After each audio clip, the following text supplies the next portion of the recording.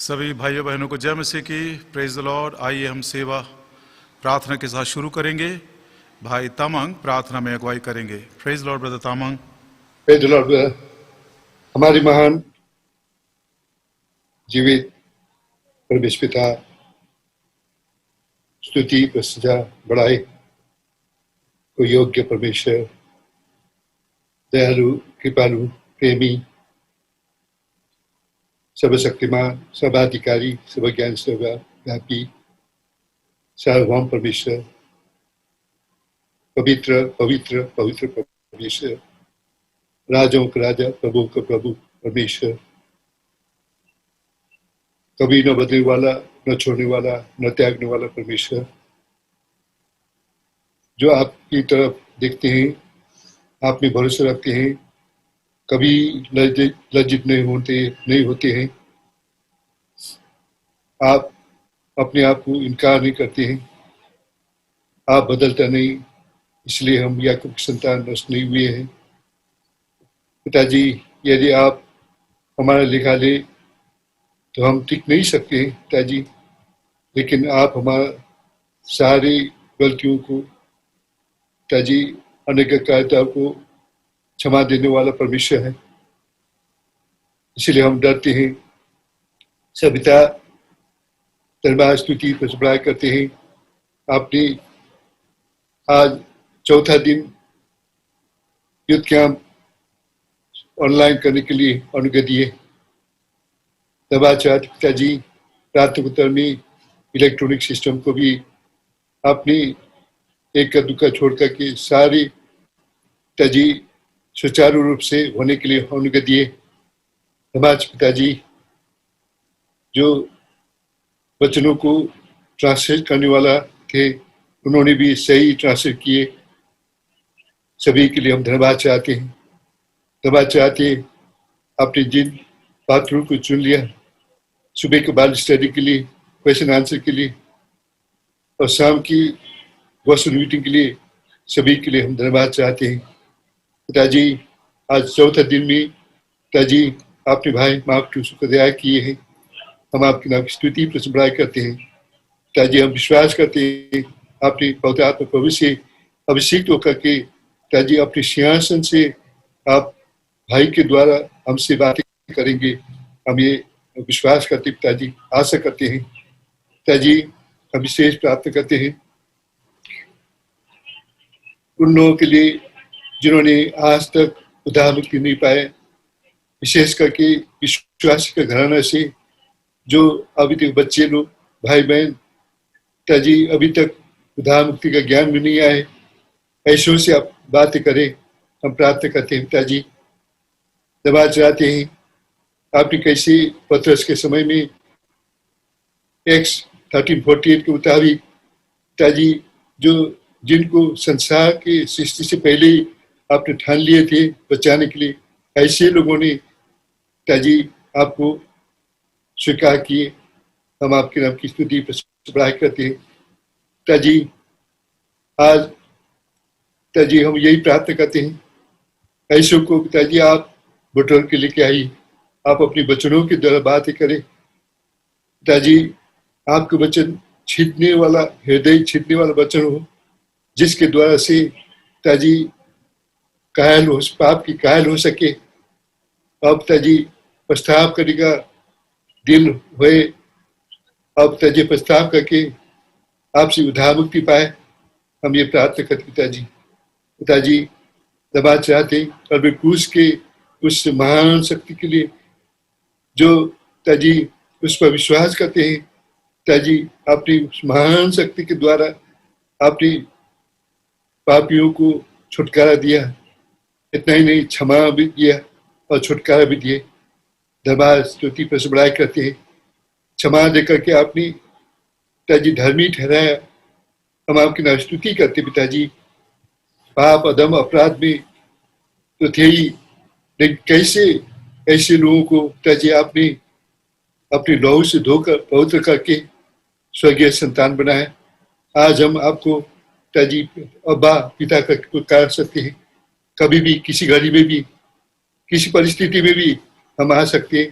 कैसा महान काम आपने हमारे जीवन में किए जो हम कभी भी सोच भी नहीं सकते। हम आपके नाम की स्तुति पर बड़ाई करते हैं। ताजी हम विशेष प्रार्थना करते हैं आज भाई को आप तैयार कीजिए, पवित्र आत्मा से अभिषेक होकर के अपनी वचनों के द्वारा अपनी सिंहासन से आप वचनों को दे और ताजी ऐसे ताजी बड़े शक्ति के साथ वचन आए, हम ये प्रार्थना करते हैं। और ट्रांसलेट करने वालों के लिए भी हम प्रार्थना करते हैं ताजी एक ही आत्मा में होकर के ताजी कोई शब्द चुप न जाए, एक ही आत्मा में होकर के सभी सही तरीके से सुचारू रूप से ट्रांसलेट होने के लिए आप उनका दया करें। अब ताजी जितने भी सुनने वाला है सभी एक हृदय में आप काम करें, जैसे आपने ताजी लीडिया का हृदय में काम किए ताजी वैसे ही लोगों के हृदय में जो वचन सुनेंगे वैसे ही ताजी आप उनके हृदय में काम करें। ताजी इस तरह से हम प्रार्थना करते हैं जैसे इलेक्ट्रॉनिक सिस्टम को आप ही सुचारू रूप से उनको ताजी बनाए रखें, निर्णय ताजी अपनी निगाह में रखें। हम ये प्रार्थना करते हैं जो इस सिस्टम में काम करते हैं उनको भी ज्ञान बनती समझदारी बनती है। प्रार्थना करते हैं सारे सिस्टम को ताजी सारे सेवकाई को आपके हाथ में सौंपते हुए धन्यवाद विनती प्रार्थना प्रभु यीशु मसीह के नाम में सुनकर गान कीजिए, आमीन।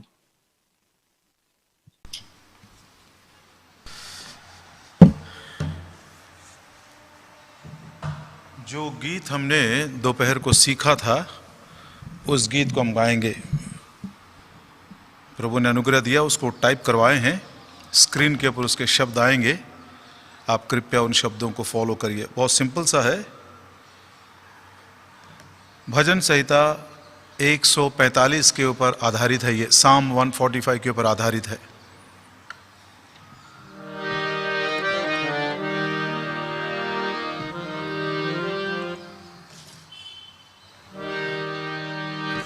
अत्यंत कृपालु और दयालु मेरे प्रिय यीशु मसीह, विलंब से क्रोध करने वाला अति करुणामय है।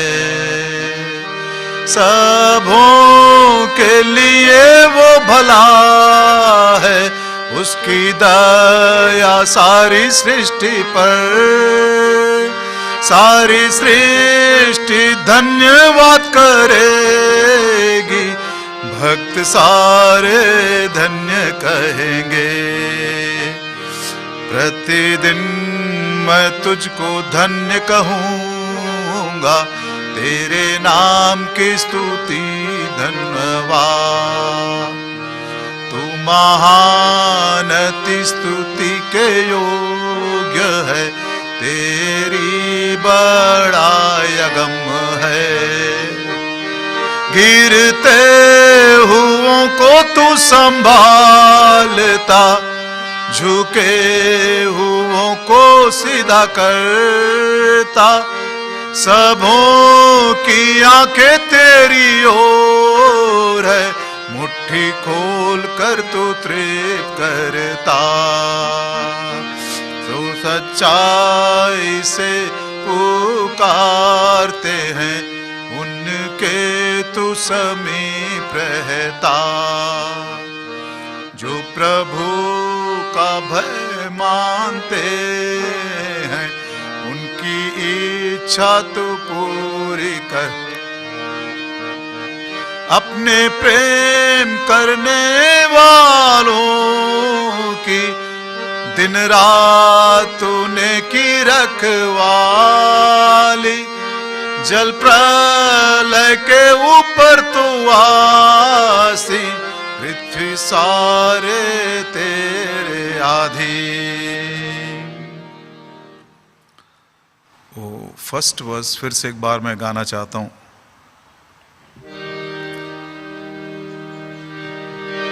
अत्यंत कृपालु और दयालु मेरे प्रिय यीशु मसीह, विलंब से क्रोध करने वाला अति करुणामय है। सबों के लिए वो भला है, उसकी दया सारी सृष्टि पर, सारी सृष्टि धन्यवाद करेगी, भक्त सारे धन्य कहेंगे। इसको हर सेशन में एक एक बार हम गाते जाएंगे।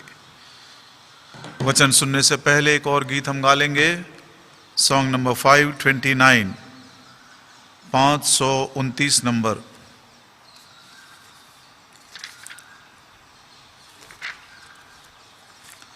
తెలుగులో 641, 641 తెలుగు, हिंदी 529। जागो जागो हे मेरे प्राण, कर ले तू ध्यान, कहना तू मान।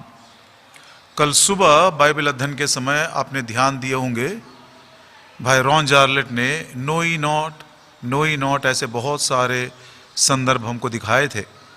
क्या तुम नहीं जानते, क्या तुम नहीं जानते?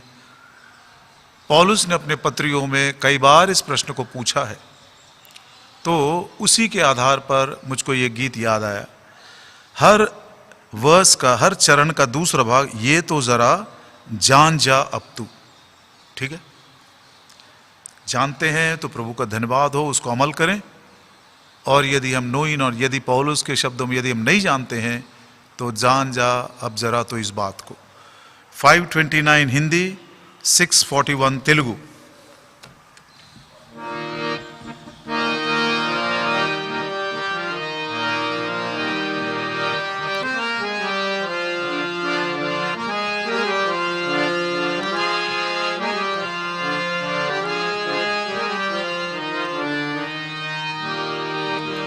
जागो जागो जागो जागो हे मेरे प्राण, कर ले तू ध्यान, कहना तू मान, पाएगा सब कुछ तू जान।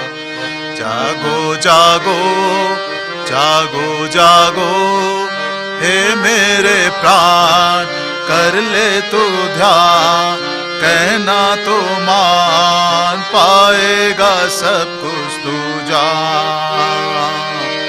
यीशु के चरणों में आजा अब तू, कर ले अर्पण अब जीवन तू। यीशु के चरणों में आजा अब तू, कर ले अर्पण अब जीवन तू।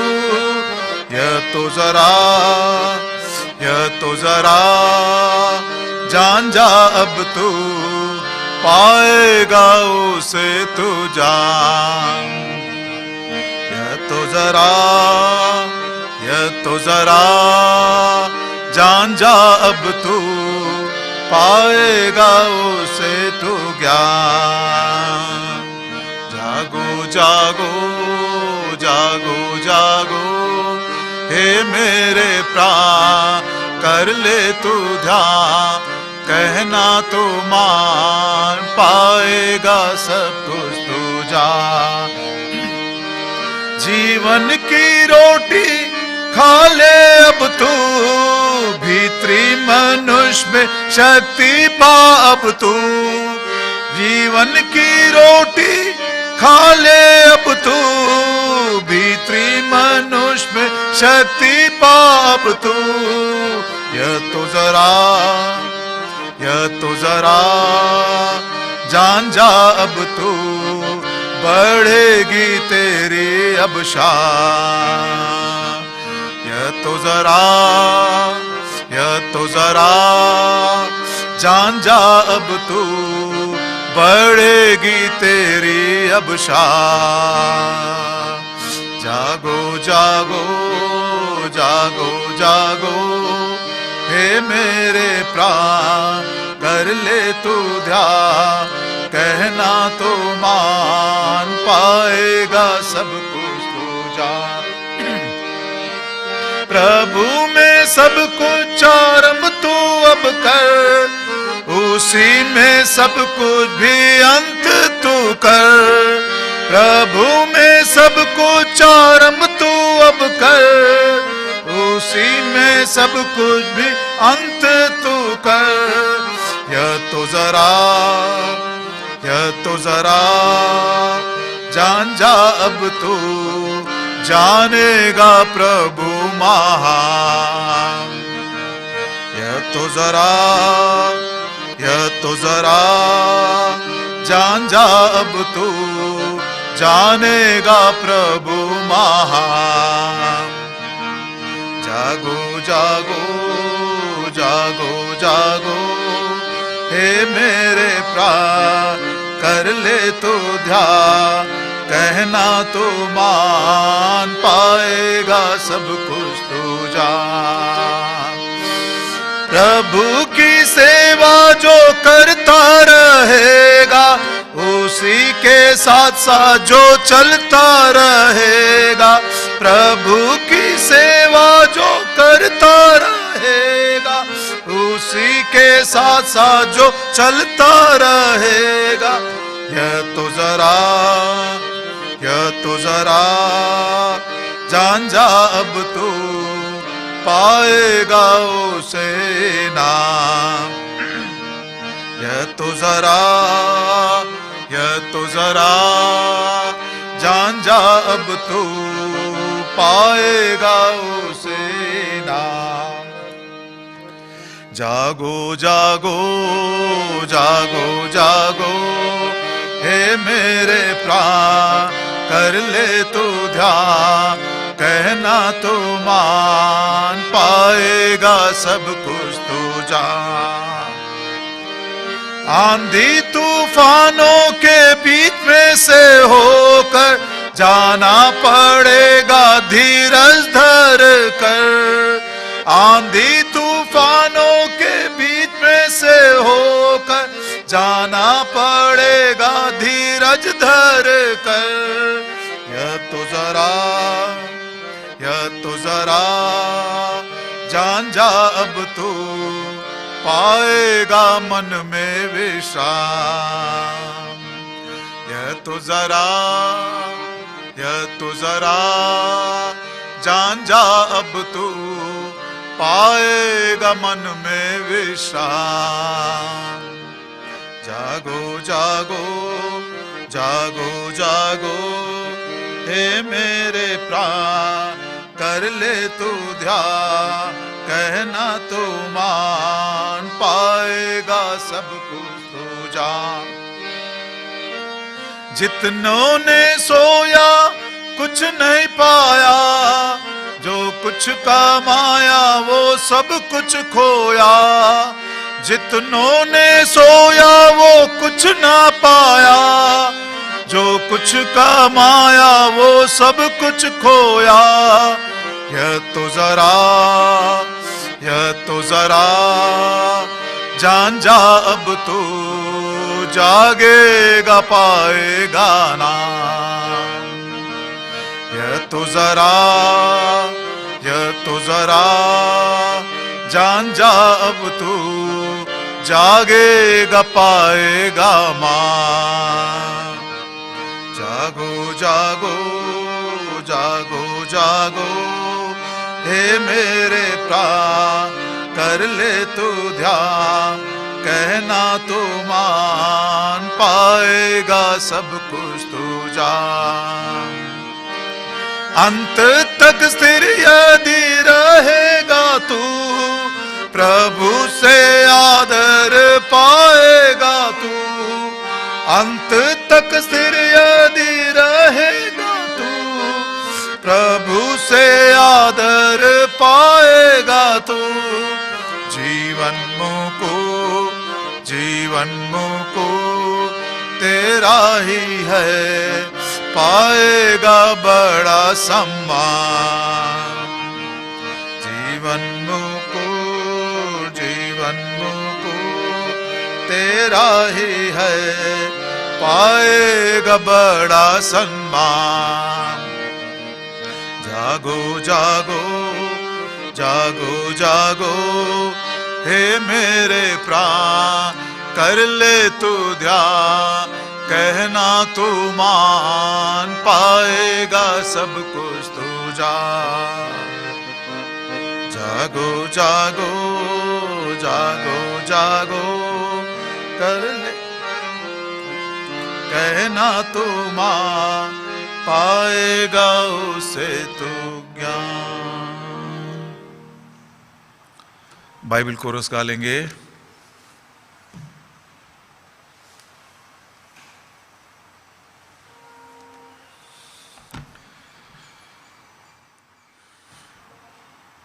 The best book to read is the Bible.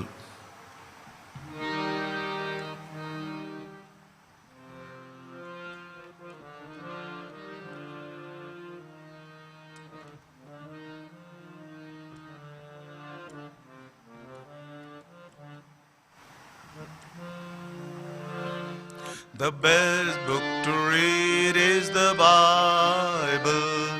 The best book to read is the Bible. If you read it and obey, it will help you all the way. Oh, the best book to read is the Bible. Once more, एक और बार हम गा लेंगे। The best book to read is the Bible. The best book to read is the Bible. If you read it and obey, it will help you all the way. Oh, the best book to read is the Bible. प्रभु का धन्यवाद हो। भाई mark Tsusho हमारे साथ है, प्रभु का वचन share करेंगे और आज का तर्जुमा सिर्फ हिंदी में होगा। भाई टाइटस करेंगे। Yes brother Mark, praise the Lord. Praise the Lord, brother. Praise Lord Titus. Praise Lord uncle. Yes brother. Shall we begin with prayer?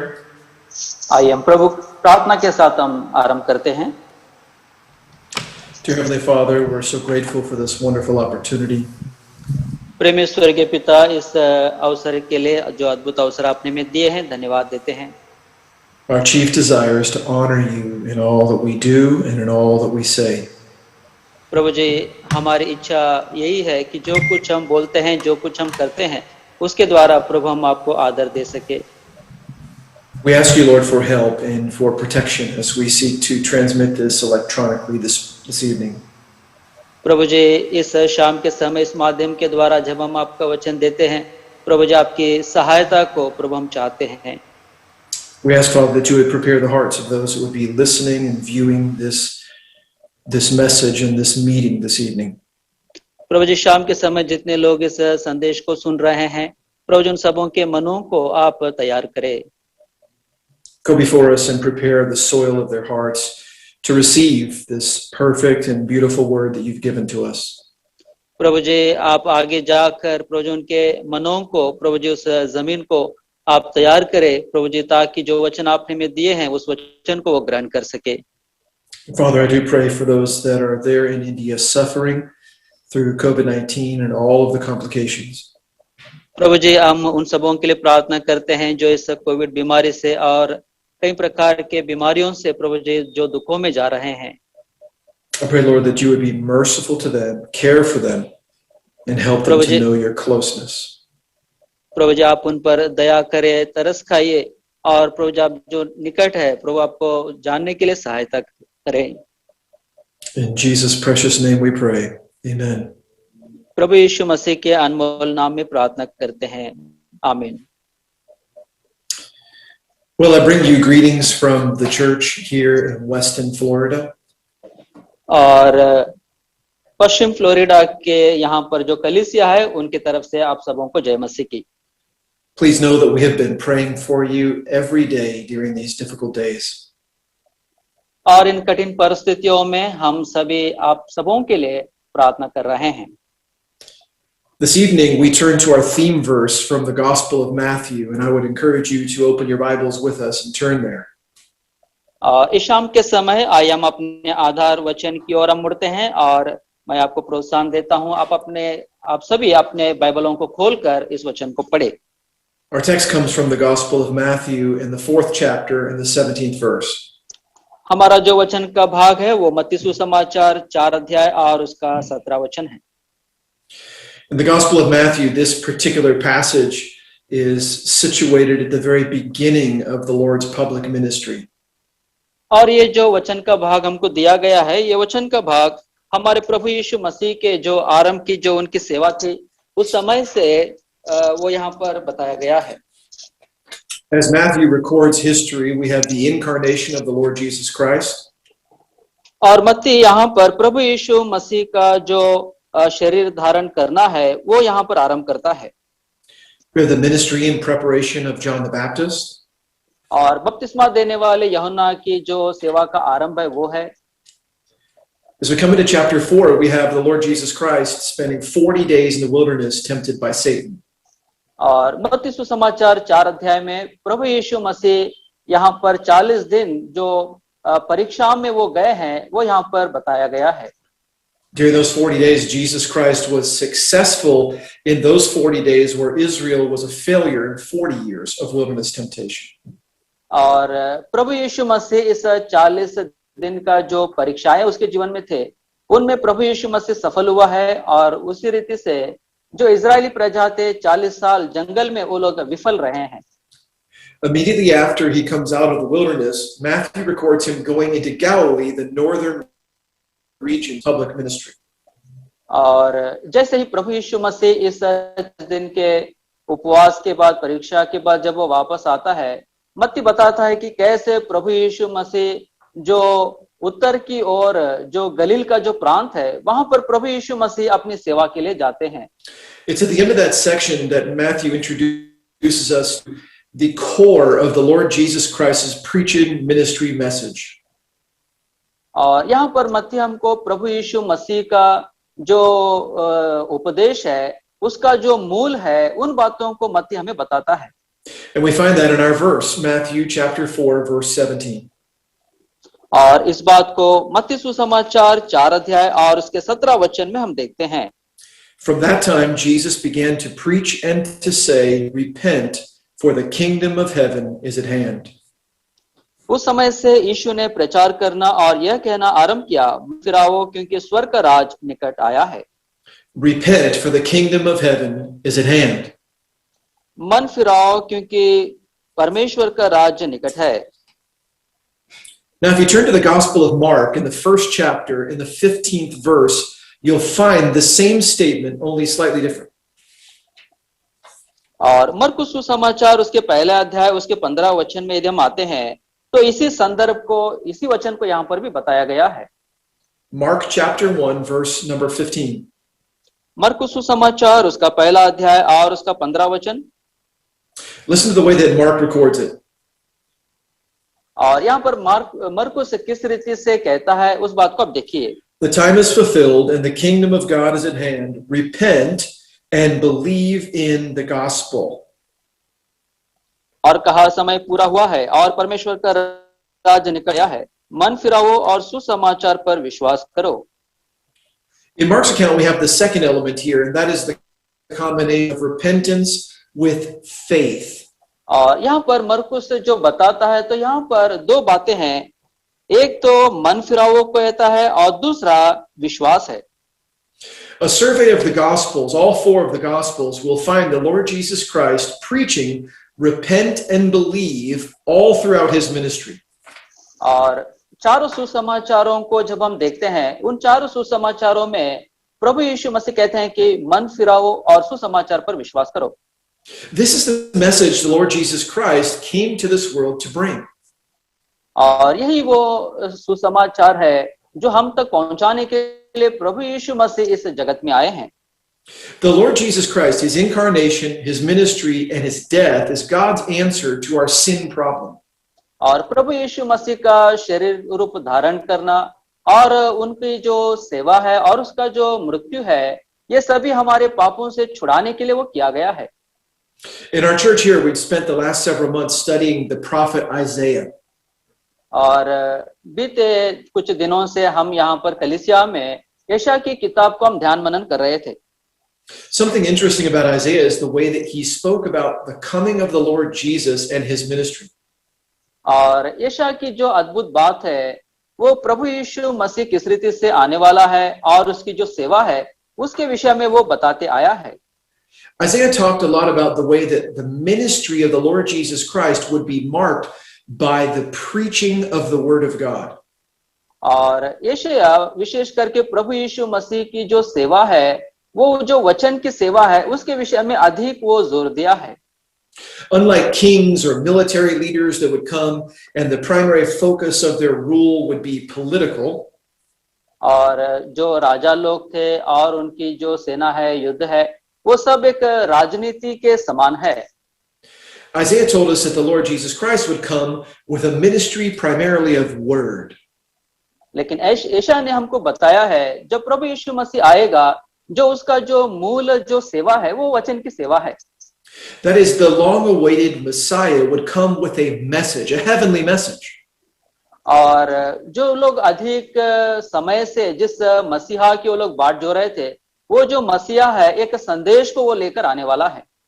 Our verse provides a perfect summary of what that message was. और प्रभु यीशु मसीह का वो जो संदेश था, जो हमारा शीर्षक वचन का भाग है, उसका जो पूरा सारांश को वो बताता है। If we consider the actual words of this message, though, we find that one word stands out above the rest. और जो वचन का भाग हम पढ़े हैं, वहां पर एक शब्द को हम देखते हैं जो सबसे अलग वो दिखाई देता है। There's one simple command in Matthew chapter 4 and verse number 17. मत्ती सुसमाचार उसके 4 अध्याय और उसके 17 वचन में यहाँ पर एक विशेष एक आज्ञा यहाँ पर दिया गया है। God the Father sent God the Son, Jesus Christ, to come into this world to give sinners one primary command. और पिता परमेश्वर ने पुत्र परमेश्वर को इस पृथ्वी पर रहते समय एक आज्ञा उसने दिया है। Now, of course, we cannot simplify it that easily. There are many commands that Jesus gave to us. और इस बात को हम सरल रीति से बता नहीं सकते हैं, क्योंकि बहुत सारी ऐसी आज्ञाएं हैं जो प्रभु यीशु मसीह ने हमें दिया है।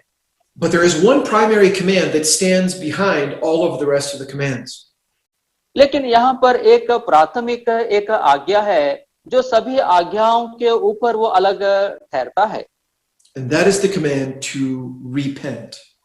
और वो ये आज्ञा है कि मन फिराना है। So let's spend some time talking about the word repent and the idea of repentance. और आइए थोड़ा सा समय ये जो मन फिराव का जो शब्द है, इस मन फिराव के संदर्भ में क्या है हम देखेंगे। What is it that God is commanding us to do? What was Jesus commanding those people in that day to do?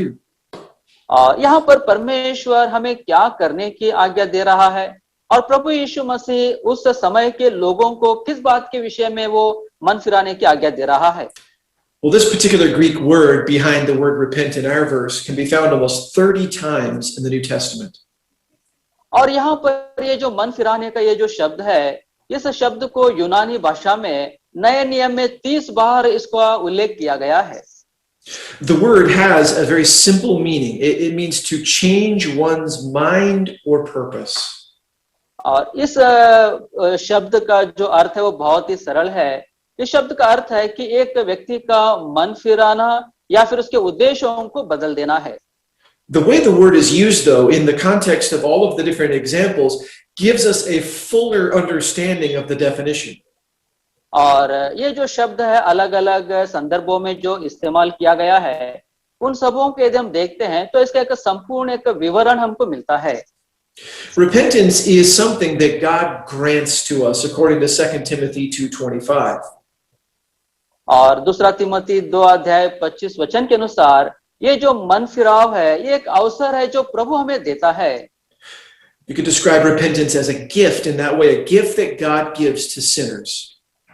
और ये जो मन फिराव है, ये एक दान के समान है जो एक पापी मनुष्य को परमेश्वर देता है। That gift comes to us by way of the Holy Spirit through the preaching of the Word of God. और ये जो दान है पवित्र आत्मा के द्वारा हमको मिलता है जब ये वचन, परमेश्वर का वचन जब हमें दिया जाता है। Actually, it comes to us through the Holy Spirit, through the Word of God in general, whether preached or read or sung or even prayed. और ये जो दान है पवित्र आत्मा के द्वारा हमको दिया जाता है, और ये वचन के द्वारा आता है, चाहे हम वचन पढ़ते होंगे, सुनते होंगे या फिर हम गीत गाते होंगे। It includes several elements. Let me give you 4 elements of repentance now, and then we'll consider even a more detailed definition shortly. और मन फिराव के विषय में 4 यहाँ पर बातों को मैं बताना चाहता हूँ, और भी बातें हैं जो आगे चलकर हम देखेंगे। Repentance begins with a feeling. और ये जो मन फिराव है, मतलब हम अपने अनुभवों से हम उसको उसमें आते हैं। It begins with a feeling of sorrow over our sin against a holy God. और ये जो मन फिराव है हमारे पापों के विषय में, मतलब जो भावनाएं हमारे अंदर आते हैं, जो पाप के विषय में, जो परमेश्वर के विरोध में हमने किया है, तब वो आता है। This is a starting place of repentance in the life of every person. It begins in your feelings. और ये जो मन फिराव का जो अनुभव है हमारी भावनाओं में, ये सबसे पहले ये शुरू होता है। The second element of it is it results in a new pattern of thought. और दूसरा जो है ये हमारे विचारों में ये आता है। You begin by feeling sorrow over sin, but now you begin to think differently about sin. और पहले आप अपने भावनाओं में उसे शुरू करते हैं, अब दूसरा आप अपने विचारों तक अब आ जाते हैं। You begin to realize that sin is something that God hates. अब आप समझने लगते हैं कि पाप एक ऐसी चीज है जिससे परमेश्वर घृणा करता है। It moves from a feeling to new thoughts to a commitment. That's the third element, a commitment. और हमारे विचारों में वो आता है, अब एक नए समर्पण की ओर वो हमें लेकर आता है। A commitment to no longer continue embracing the things that God hates, sin. और ऐसे समर्पण में हम आते हैं कि परमेश्वर जिन बातों से घृणा करता है, जो पाप है, उससे हम अब दूर रहते हैं। A commitment to not only stop sinning, but to begin to pursue righteous living. और अब हम ऐसा नहीं कि संपूर्ण रीति से पाप से छूट गए हैं, लेकिन उस धार्मिकता को पाने के लिए हम आगे निकल जाते हैं। So it begins with a feeling, it includes new thoughts about sin, and then it comes to a commitment. हमारी भावनाओं से वो शुरू होता है, उसके बाद हमारे विचार बदलने लगते हैं, उसके बाद हम एक नए समर्पण में हम आते हैं।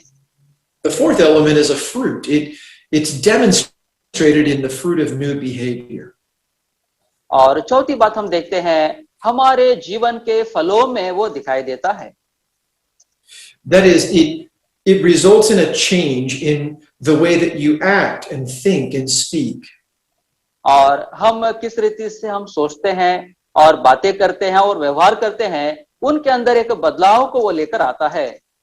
That fruit is evidence that feeling, those new thoughts, and that commitment are real.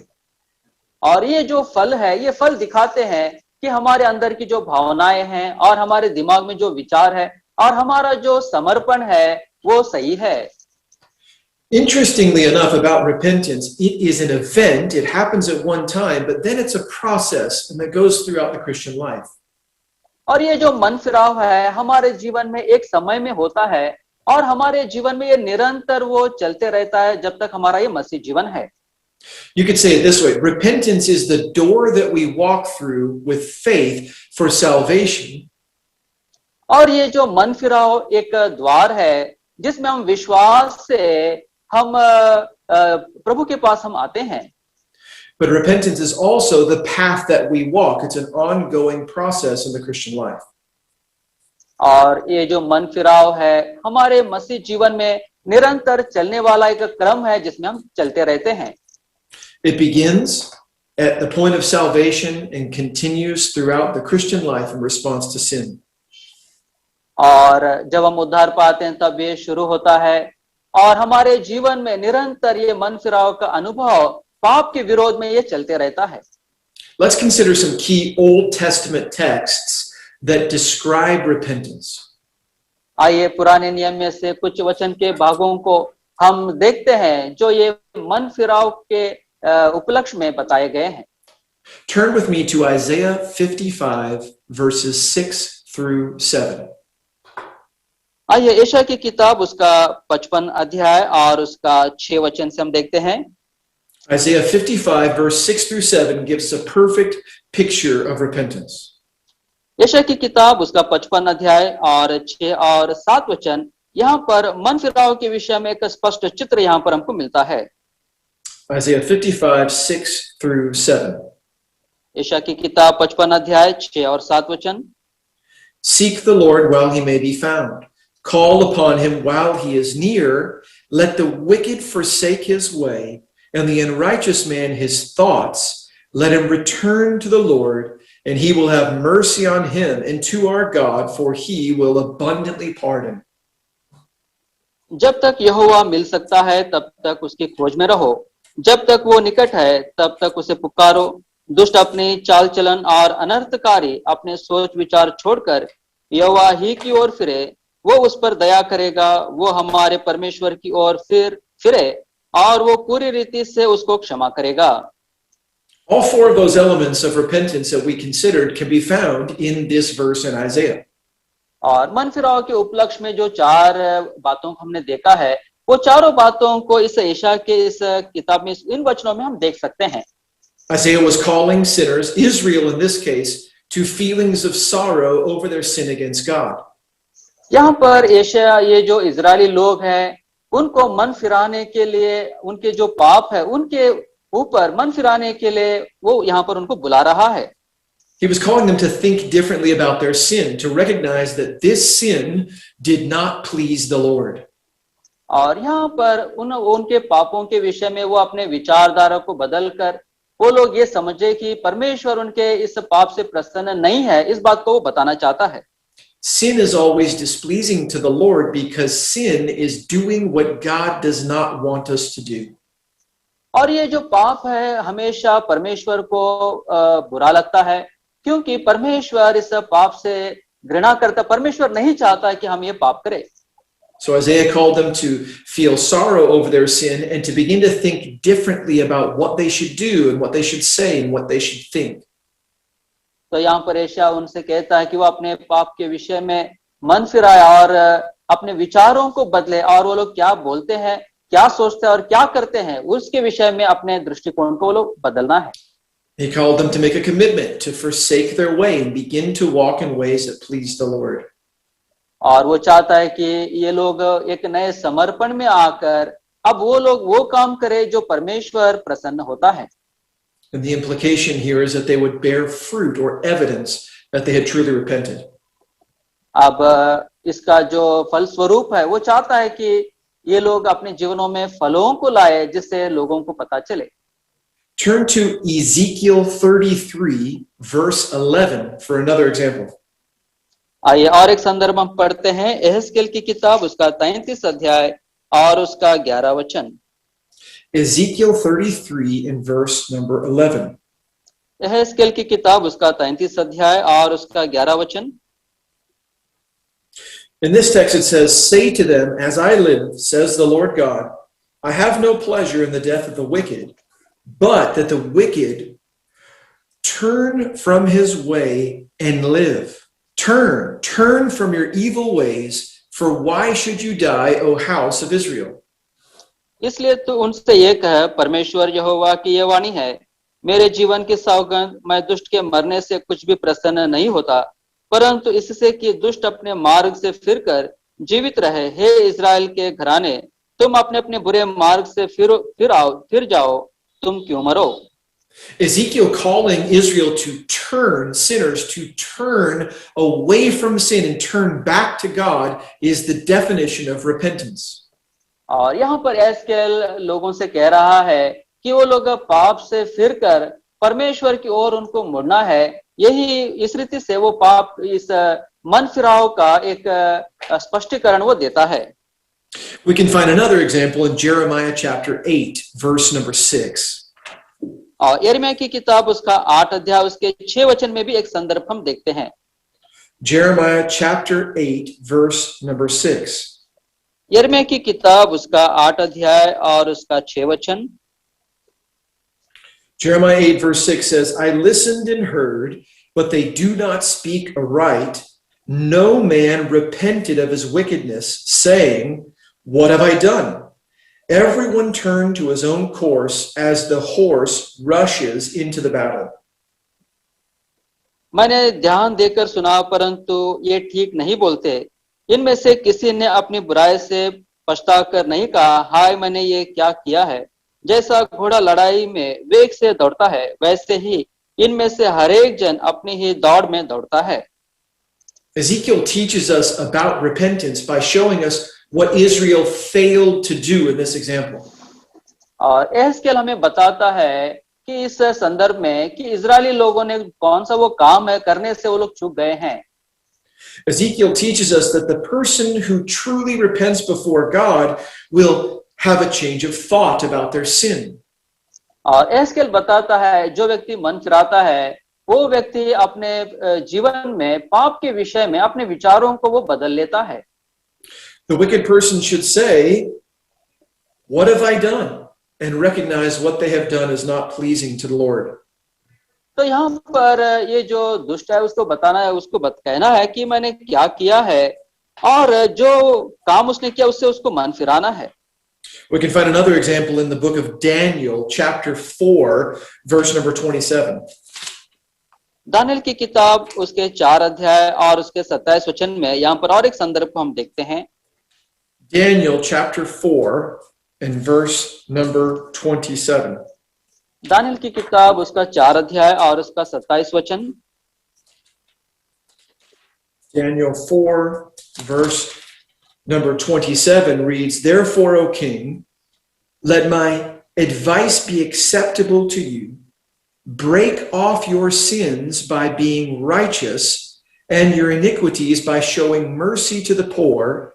Perhaps there may be a lengthening of your prosperity." इस कारण हे राजा मेरी यह सम्मति स्वीकार कर कि यदि तू पाप छोड़कर धर्म करने लगे और अधर्म छोड़कर दीनहीनों पर दया करने लगे तो संभव है कि ऐसा करने से तेरा चैन बना रहे। Daniel was calling the king of Babylon to repentance. यहाँ पर दानियल बेबीलोन का जो राजा है उसको मन फिराने की बात वो कह रहा है। He described repentance as breaking off of his sins. यहाँ पर मन फिराने की जो बात है अपने पापों को छोड़ देने की बात वो कह रहा है। But notice this element that's very important in Daniel chapter 4 verse 27. That's a very important element of repentance. और यहाँ पर दानियल की किताब 4 अध्याय और उसके 27 वचन में मन फिराव के उपलक्ष्य में एक बहुत ही एक अद्भुत बात को यहाँ पर हम देखते हैं। He calls him to break off his sins by being righteous. और यहाँ पर वो कहता है कि यदि तू पाप छोड़कर धर्म करने लगे। Repentance does not merely call for us to stop sinning, but rather to replace that behavior with righteous behavior. ये जो मन फिराव है ये केवल पाप करने की बातों को छोड़ना ही नहीं है, लेकिन उसके विपरीत में यहाँ पर धर्म के उस कामों को हमें करना है। This is a New Testament principle that we can call the principle of replacement. और ये एक नए नियम का एक सिद्धांत है, मतलब इसको मतलब किसी दूसरे चीज से उसको बदल देना है। That is, God does not merely want us to stop something and give it up, but rather to replace it with its righteous alternative.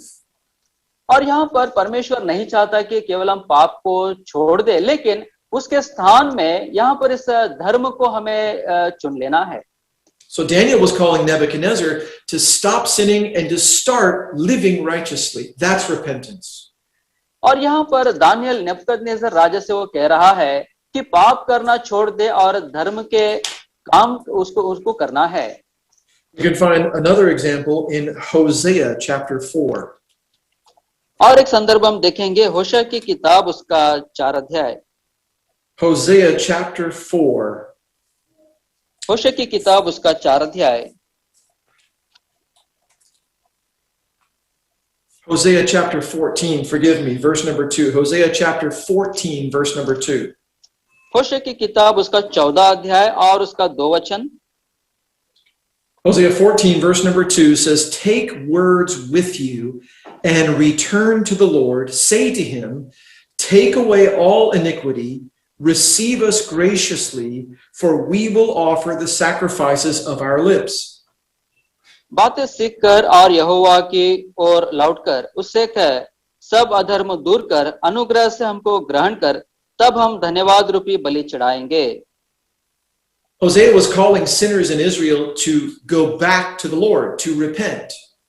यहाँ पर होशे जो है इजरायली प्रजा को मन फिराकर परमेश्वर की ओर आने के लिए वो कह रहा है।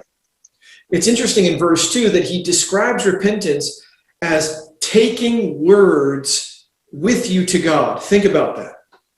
तो यहाँ पर होशे जो है मन फिराने के विषय में कहता है, बातें सीखकर यहोवा की ओर लौटकर। What does that sound like? What does that describe? Take words with you to God. What does that sound like? और अपनी बातों को लेकर प्रभु के पास जाओ, इसका मतलब क्या है, हमको क्या बताता है?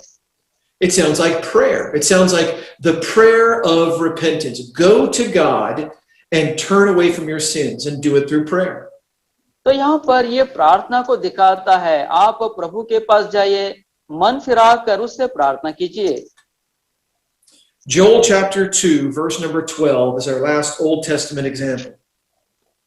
योएल की किताब 2 अध्याय और उसका 12 वचन। Joel chapter 2 verse number 12. Joel की किताब उसका 2 अध्याय और उसका 12 वचन। Now therefore says the Lord, turn to me with all your heart, with fasting, with weeping, and with mourning. तो अभी यहोवा की ये वाणी है, अभी भी सुनो, उपवास के साथ रोते पीटते अपने पूरे मन से फिर कर मेरे पास आओ। Repentance demands sincerity. और ये जो मन फिराव है हमारे अंदर सच्चाई को वो चाहता है। It demands an internal desire to honor God. और हमारे भीतरी मनुष्यत्व में प्रभु को आदर करने की एक चाह हमारे अंदर होता है।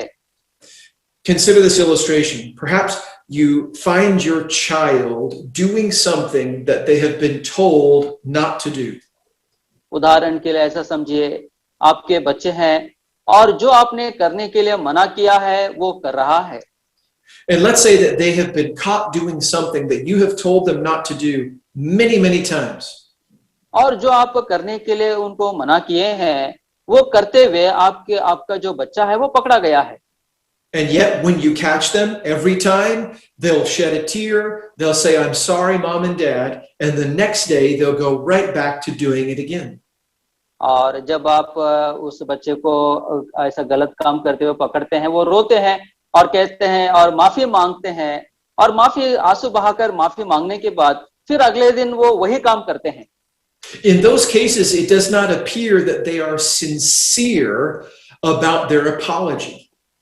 तो ऐसे संदर्भ में ये लोग जो क्षमा मांगते हैं, अपने क्षमा के विषय में वो लोग गंभीर नहीं है। The real evidence of their lack of sincerity is the fact that they continue to disobey in the same way over and over again. और ये लोग अपने पश्चाताप के विषय में वो लोग सच्चे नहीं है, खरे नहीं है। इससे हमको पता चलता है क्योंकि वो गलती को बार-बार वो लोग उस गलती को दोहरा रहे हैं। That was the story of the history of Israel. Over and over again, they would find themselves in a terrible place and they would ask God for help and say they were sorry. और Israeli लोगों के जीवन में इसी बात को हम देखते हैं, वो बार-बार भयंकर गलतियों को करते हैं और प्रभु के पास आकर वो लोग क्षमा मांगते हैं। But just as soon God would bring relief, they would walk right back into their sin. They were not sincere before the Lord. और जब प्रभु उनको क्षमा करता था, फिर से वो लोग उसी पाप में वो लोग चले जाते थे। तो इस रीति से अपने मन फिराव के विषय में वो लोग सच्चे नहीं थे। Let's look at a few examples from the New Testament. Let's look at Acts 3 verse 19. आइए कुछ नए नियम में से कुछ संदर्भों को हम देखते हैं। प्रेरितों के काम उसका 3 अध्याय और उसका 19 वचन। Acts chapter 3 verse number 19. प्रेरितों के काम उसका 3 अध्याय और उसका 19 वचन। This is the apostle Peter preaching at Solomon's portico. और यहाँ पर पतरस उस सुलेमान के उस ओसारे में यहाँ पर वो उपदेश दे रहा है। Listen to what he says to all of the worshipers that are gathered there in verse number 19. और यहाँ पर उस संदर्भ में जो लोग आराधना के लिए इकट्ठा हुए हैं, उन लोगों से पतरस क्या कहता है, यहाँ पर हम देखते हैं 19 वचन में।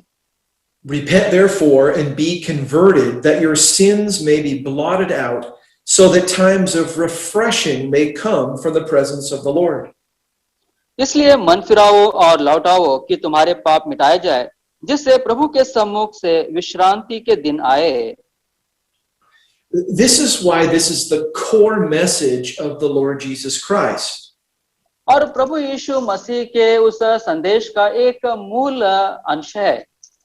Jesus came to seek and to save that which was lost. प्रभु यीशु मसीह खोए हुओं को ढूंढने के लिए वो आया है। In order for a sinner to be saved, that is to have their sins forgiven, they must turn from that sin and turn to the Lord by faith. यदि एक पापी को उसके पापों की क्षमा चाहिए तो उसके पापों के विषय में मन फिराकर परमेश्वर की ओर उसे मुड़ना है। They must begin with feelings, sincere feelings of sorrow over sinning against God. और अपने जीवन में पाप के विषय में सच्चाई से अपने मन में वो एक भावनाएं उनके मतलब दुख की भावनाएं उनके अंदर आनी चाहिए। It must result in new thoughts about sin. These things do not please God. They're not good for me. I must stop these things. और उनके विचार भी बदलने चाहिए। ये पाप के विचार अच्छे नहीं है, प्रभु इनसे दुखी होता है और इन सबको मुझे छोड़ देना है। It must include a new commitment to not only stop sinning, but now to begin to live righteously. अब एक नए समर्पण में आना है, ना केवल पाप नहीं करने की बात है, लेकिन अब एक धार्मिकता का एक जीवन भी जीना है, which we can only do by faith with God's help. और केवल परमेश्वर की सहायता से विश्वास के द्वारा इस कार्य को हम कर सकते हैं। And finally, that fourth element, there must be fruit. There must be evidence that we have changed our behavior with God's help. और चौथी बात हम देखते हैं कि हमारे जीवन में उस फल को एक हमारे जीवन में उन फल को हमें दिखाना है कि प्रभु की सहायता से मेरा जीवन बदल गया है। This is what Peter was calling them to, but listen to what he says will always happen when you repent that way. और उसी बात को पतरस यहाँ पर कहता है, जब हम मन फिराते हैं तो ये काम हमारे जीवन में होते हैं। Repent therefore and be converted. That means that faith is implied, that your sins may be blotted out, so that times of refreshing may come from the presence of the Lord. 19 वचन, इसलिए मन फिराओ और लौटाओ कि तुम्हारे पाप मिटाए जाए, जिससे प्रभु के सम्मुख से विश्रांति के दिन आए। Consider Acts chapter 8 verse 22. प्रेरितों के काम उसका 8 अध्याय और उसका 22 वचन। Acts chapter 8 verse number 22. प्रेरितों के काम उसका 8 अध्याय और उसका 22 वचन। Listen to these words of Peter. Repent therefore of this your wickedness and pray God, if perhaps the thought of your heart may be forgiven you. और यहाँ पर ये पतरस के वचन है, इसलिए अपनी इस बुराई से मन फिराकर प्रभु से प्रार्थना कर, संभव है तेरे मन का विचार क्षमा किया जाए। Peter once again connects repentance with forgiveness of sin. और फिर से एक बार पतरस यहाँ पर मन फिराव और पापों की क्षमा के विषय में बताता है। Without repentance and faith, forgiveness is not possible. और बिना पश्चाताप के पापों की क्षमा संभव नहीं है। Consider Acts 17 verse number 30. प्रेरितों के काम उसका 17 अध्याय और उसका 30 वचन। Acts chapter 17 verse number 30. प्रेरितों के काम 17 अध्याय और उसका 30 वचन। Here the apostle Paul was preaching to a large group of non-Jewish people, Gentiles. और यहाँ पर पौलुस अन्य जातियों के एक बड़े झुंड को यहाँ पर वचन सुना रहा है। He says, truly these times of ignorance God overlooked, but now commands all men everywhere to repent. इसलिए परमेश्वर ने अज्ञानता के समयों पर ध्यान नहीं दिया, पर अब हर जगह सब मनुष्यों को मन फिराने की आज्ञा देता है।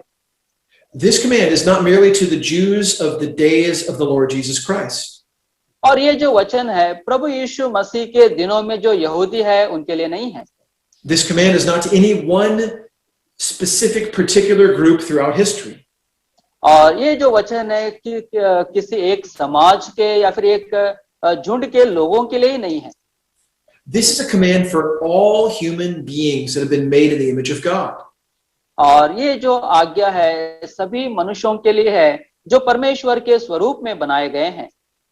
If you're watching this video, this command, just like our command in Matthew 4, is a command for you, just as it is for a command for me.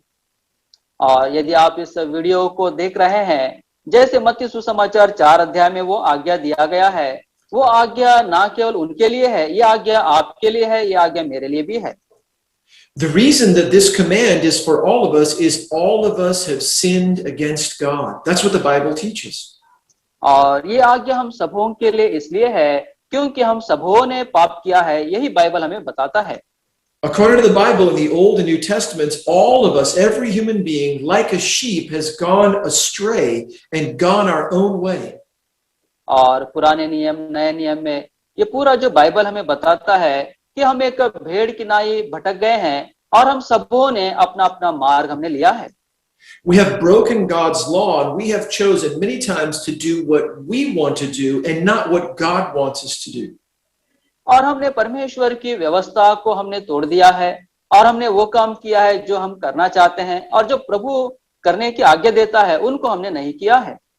Because we've sinned against God, we're guilty of that sin, and as a result, if we continue in that sin, we'll face the punishment of God or the judgment of God. और हमने पाप किया है और इस पाप के विषय में हम दोषी है और यदि हम इसी पाप में बने रहेंगे तो हम परमेश्वर के दंड के हम योग्य है। Repentance and faith are required to escape that judgment.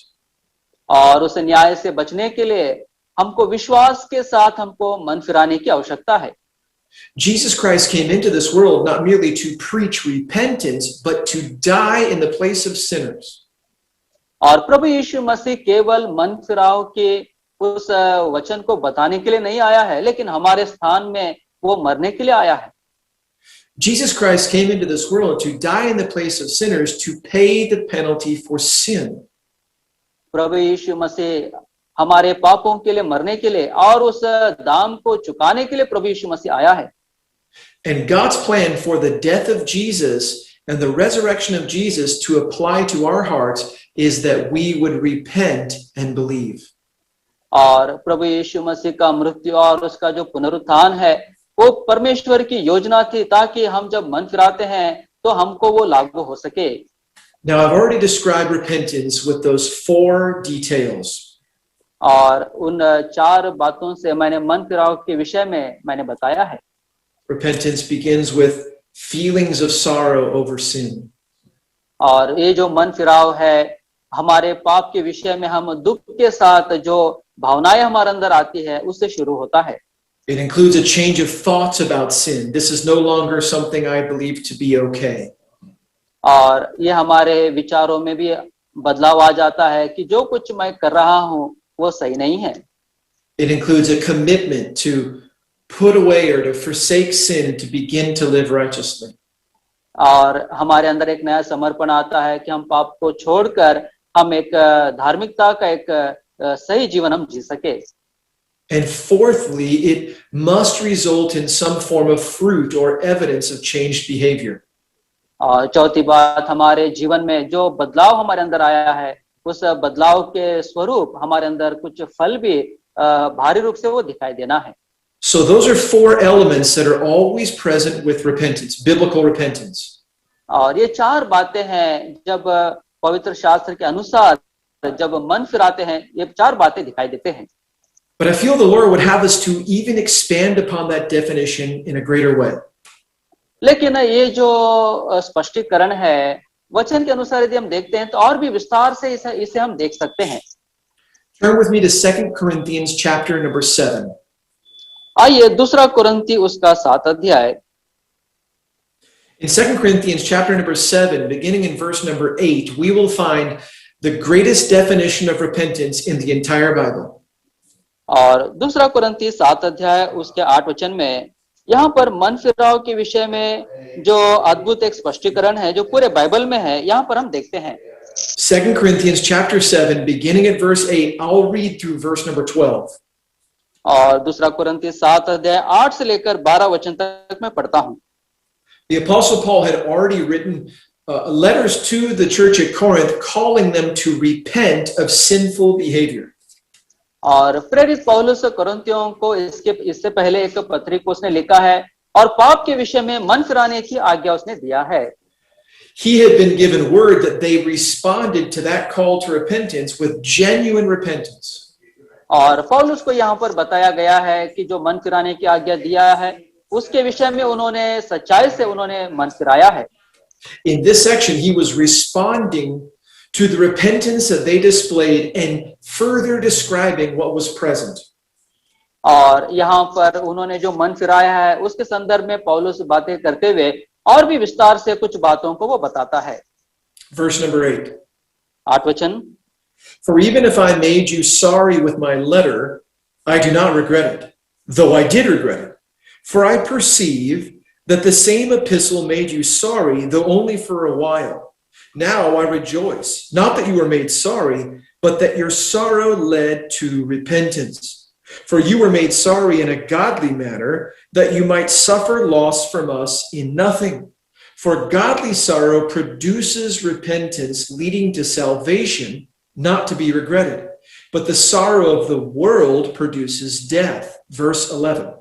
For observe this very thing, that you sorrowed in a godly manner. What diligence it produced in you. What clearing of yourselves. What indignation. What fear. What vehement desire. What zeal. What vindication. In all things you proved yourself to be clear in this matter. दूसरा कुरिन्थी 7 अध्याय 8 वचन से, क्योंकि यद्यपि मैंने अपनी पत्री से तुम्हें शोकित किया, परंतु उससे पछताता नहीं जैसे कि पहले पछताता था, क्योंकि मैं देखता हूं कि उस पत्र से तुम्हें शोक तो हुआ, परंतु वो थोड़े देर के लिए था। अब मैं आनंदित हूं, पर इसलिए नहीं कि तुमको शोक पहुंचा, वरन इसलिए कि तुमने उस शोक के कारण मन फिराया, क्योंकि तुम्हारा शोक परमेश्वर की इच्छा के अनुसार था कि हमारी ओर से तुम्हें किसी बात में हानि ना पहुंचे। क्योंकि परमेश्वर भक्ति का शोक ऐसा पश्चाताप उत्पन्न करता है जिसका परिणाम उद्धार है, और फिर उससे पछताना नहीं पड़ता, परंतु सांसारिक शोक मृत्यु उत्पन्न करता है। अतः देखो इसी बात से कि तुम्हें परमेश्वर भक्ति का शोक हुआ, तुम्हें कितना उत्साह और प्रत्युत्तर और रेस और भय और लालसा और धुन और दंड देने का विचार उत्पन्न हुआ। तुमने सब प्रकार से यह सिद्ध कर दिखाया है कि तुम इस बात में निर्दोष हो। फिर मैंने जो तुम्हारे पास लिखा था वो ना तो उसके कारण लिखा जिसने अन्याय किया, और ना उसके कारण जिस पर अन्याय किया गया, परंतु इसलिए कि तुम्हारा उत्साह जो हमारे लिए है वो परमेश्वर के सामने तुम पर प्रकट हो जाए। I want to focus on verse number 11. और यहाँ पर 11 वचन की ओर हम ध्यान देते हैं। In verse number 11, the Apostle Paul was remarking how incredible it was to see that they truly repented. और यहाँ पर प्रेरित पौलुस कहता है कि उनका जो मन फिराव है वो देखने में कितना वो अद्भुत अब दिख रहा है। He describes 7 evidences of their true repentance. और यहाँ पर कुछ बातों का वो उल्लेख करता है जो उनके मन फिराव को दिखा रहे हैं। We considered 4 elements of biblical repentance, but now I want to consider 7 evidences of biblical repentance. और मन फिराव के विषय में 4 बातों को हमने देखा है, और यहाँ पर मन फिराव के उपलक्ष्य में जो प्रकट रूप में जो बातें दिखाई देते हैं वो 7 बातों को यहाँ पर हम देखेंगे। These 7 elements, these 7 evidences will always be present when you have biblically repented of your sin. और जब आप अपने पाप के विषय में पवित्र शास्त्र के वचन के अनुसार जब आप मन फिराते हैं तो ये 7 बातें हैं जो आपके जीवन में दिखाई देते हैं। Notice in verse number 11, the very first evidence, it's carefulness or diligence. और 11 वचन में हम देखते हैं कि जो सबसे जो पहली बात यहाँ पर कहता है कि वो उत्साह है।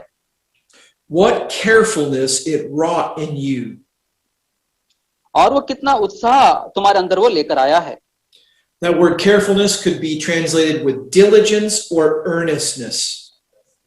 और ये जो उत्साह है हमारे जीवन में मतलब एक किस रीति से वो हमारे जीवन में pardon me brother. It's okay, brother. Carefulness and diligence. और ये उत्साह और प्रत्युत्तर है। Paul knew they had truly repented because now they were serious about their sin. That's what this means. और यहाँ पर पौलुस कहता है कि वो लोग अपने पाप के विषय में बहुत ही गंभीर है, इस बात को बताता है। In the past, they just went on sinning and they didn't feel bad about how they were living or what they were doing. और इसके पहले जब वो लोग पाप में जी रहे थे, वो लोग बिल्कुल चिंतित नहीं थे कि वो लोग कैसे जी रहे हैं। They just did whatever they wanted to do. Whatever pleased themselves is what they did. और जो कुछ उनको अच्छा लगता था वो सब वो कर रहे थे। But now they were being careful, diligent. They were pursuing righteousness now. और अब वो लोग बहुत ही वो उत्साह से प्रत्युत्तर होकर मतलब धार्मिकता का वो पीछा कर रहे हैं। There will always be a carefulness about your life in things pertaining to sin when you have repented. और जब आप मन फिराते हैं तो पाप के विषय में आपके अंदर एक जागृति वो आ जाता है।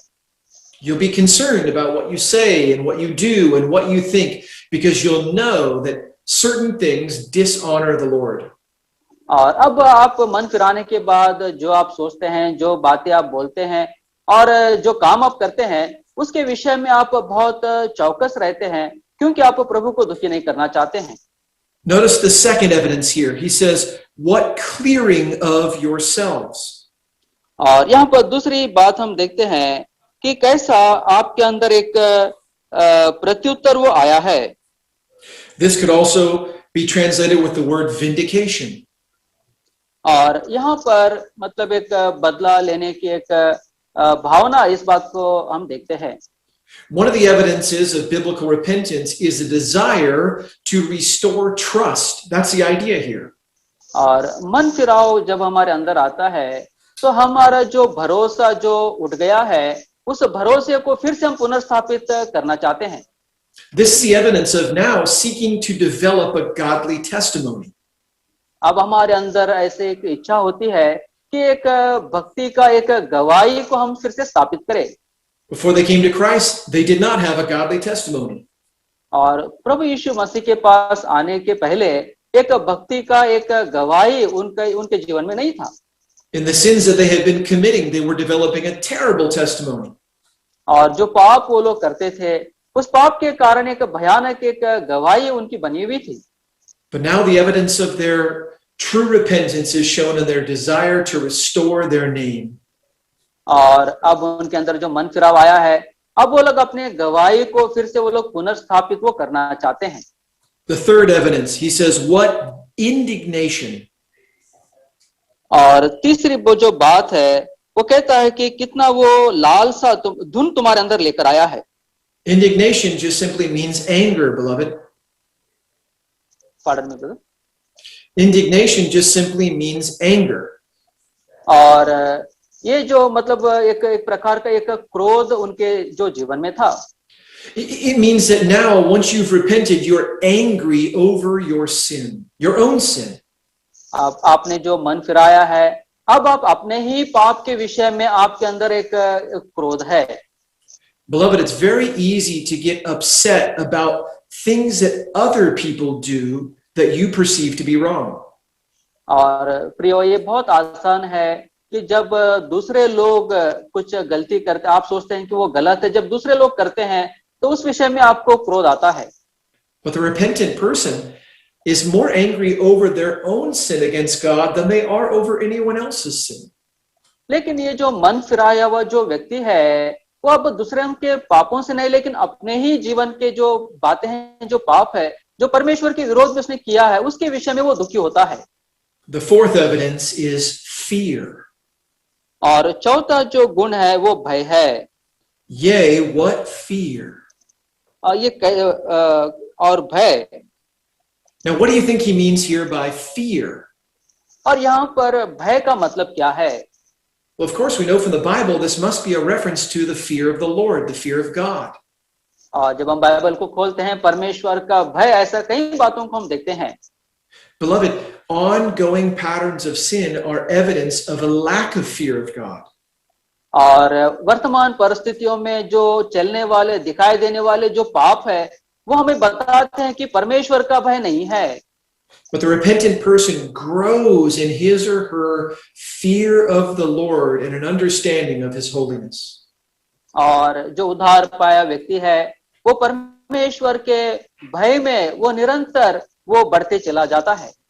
The fifth evidence is vehement desire. और पांचवी जो बात है कि वो उनके अंदर एक धुन आ गया है। Vehement desire. और एक धुन उनके अंदर अब आ गया है। This is the desire of the repentant sinner to make things right with other people they've sinned against. और जो व्यक्ति मन फिराता है अब उसके अंदर ऐसा विचार आता है कि जिस किसी के साथ उसने गलत किया है उनके साथ अपने संबंधों को अब वो ठीक ठाक करना चाहता है। If you know the story of the church at Corinth, there was a tremendous amount of broken relationships within the church. और कोरिन्थी की मंडली को जब आप देखते हैं उस कोरिन्थी की मंडली में बहुत से लोगों के बीच में संबंध वो टूटे हुए थे। The church was heavily divided. They had sinned against each other so terribly. और वो लोग एक दूसरे के विरोध में पाप करते हुए वो लोग विभाजित वो हो गए थे। But Paul knows they've repented because now they have a strong desire from the Lord to make things right. लेकिन अब पौलुस को पता है उन्होंने मन फिराया है क्योंकि अब लोग वो अपने संबंधों को अब ठीक ठाक वो करना चाहते हैं। The sixth evidence is zeal. और ये जो छठवा जो बात है अब उनके अंदर एक प्रभु के लिए एक धुन आ गया है। This is a zeal for the Lord. It's very similar to the fear of the Lord. और ये एक प्रभु के लिए एक धुन है, मतलब ये प्रभु के लिए जो भय था उसके समान ही है। The idea here is that their love for God is beginning to come through. They have a greater love for God than a love for sin. और अब उनके लिए जो प्रभु के लिए जो प्रेम था और पापियों के लिए जो उनका प्रेम है अब वो अधिकाई से उनके जीवन में प्रकट रूप में बाहर आ रहा है। The repentant sinner loves God more than they love sin. और मन फिराया हुआ जो पापी है अब वो पाप से बढ़कर प्रभु से अधिक वो प्रेम करता है। And finally, the seventh evidence is revenge. और सातवां जो बात है वो दंड देने की बात है। We typically think of revenge in the sense of paying back someone else for something wrong that they have done. और ये जो बदला लेने की जो भावना है, मतलब मान लीजिए यदि हमारे विरोध में किसी ने कुछ किया है तो उनके विरोध में बदला लेने की एक भावना हमारे अंदर रहता है। But that's not the way this word works in this verse. लेकिन यहाँ पर इस वचन में इस संदर्भ में वो मतलब यहाँ पर नहीं है। Here the idea is more of vindication. और यहाँ पर ये जो इस संदर्भ में ये जो बताया गया है मतलब ये वो बदला लेने की भावना नहीं है। The idea is seeing things made right no matter what the cost is. और यहाँ पर चाहे कितना भी दाम चुकाना क्यों ना पड़े अब यहाँ पर वो लोग संबंधों को ठीक ठाक करना चाहते हैं। The truly repentant sinner wants God to be honored even if it costs them something. और जो मन फिराया हुआ जो व्यक्ति है वो संबंधों को ठीक ठाक करना चाहता है चाहे उसके लिए कितना भी दाम उनको चुकाना क्यों ना पड़े। So Paul was able to look at these 7 evidences and know for certain that Corinth had truly repented.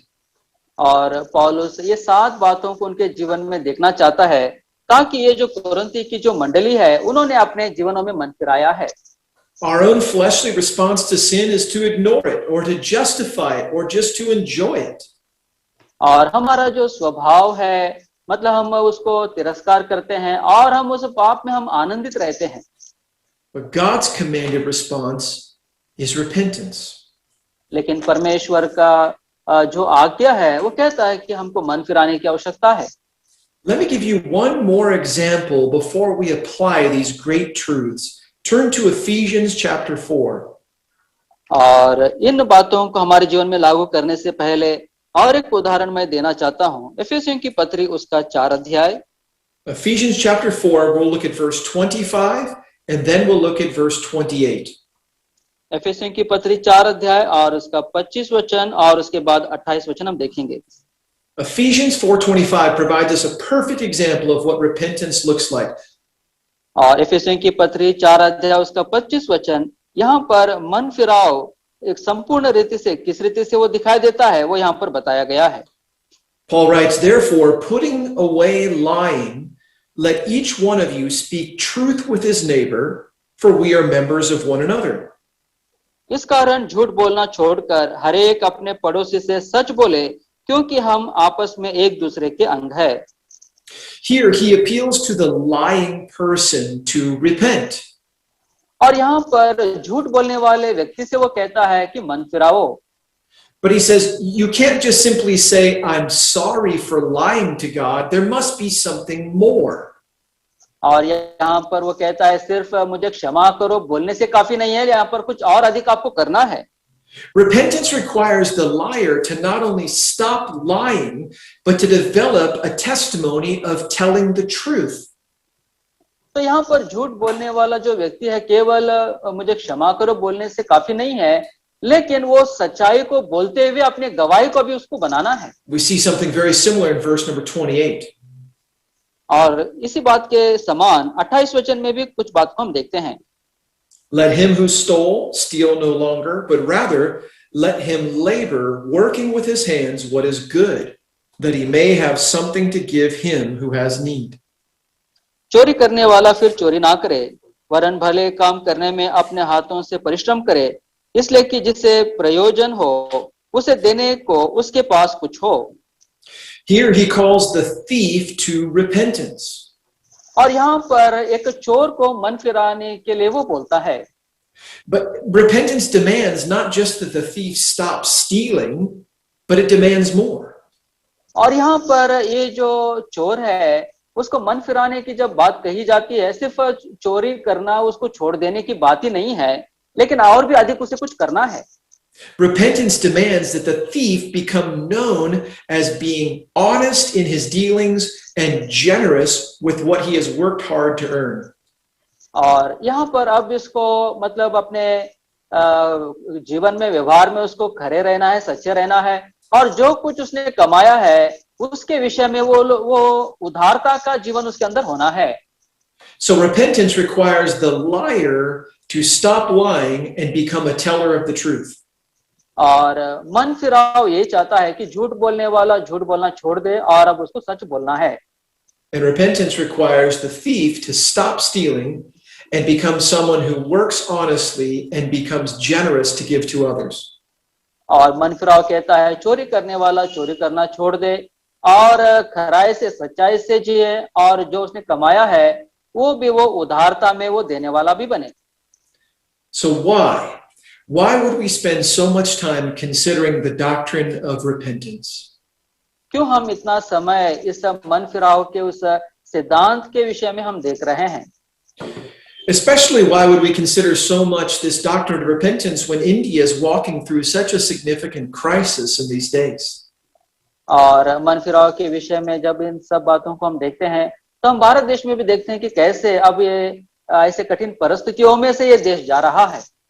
Why would the Lord have us to consider the doctrine of repentance when India is walking through such a tragedy of suffering?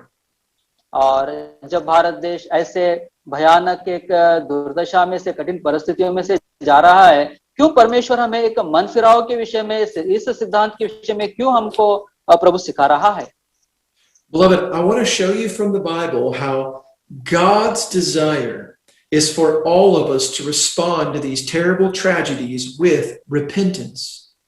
और परमेश्वर के वचन से मैं आपको बताना चाहता हूं कि ये जो भयानक जो परिस्थितियां हैं, इन परिस्थितियों में प्रभु चाहता है कि हम मन फिराव के साथ हम व्यवहार हमें अभी करना है।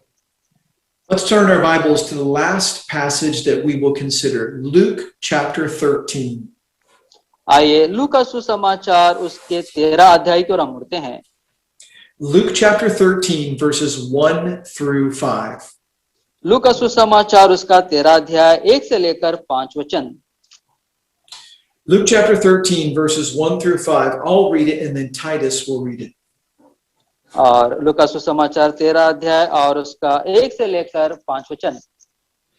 There were present at that season some who told him, that's Jesus, about the Galileans whose blood Pilate had mingled with their sacrifices.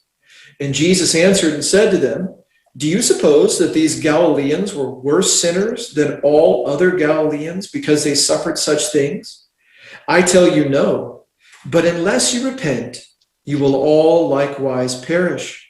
Or of those 18 on whom the tower in Siloam fell and killed them, do you think that they were worse sinners than all other men who dwelt in Jerusalem?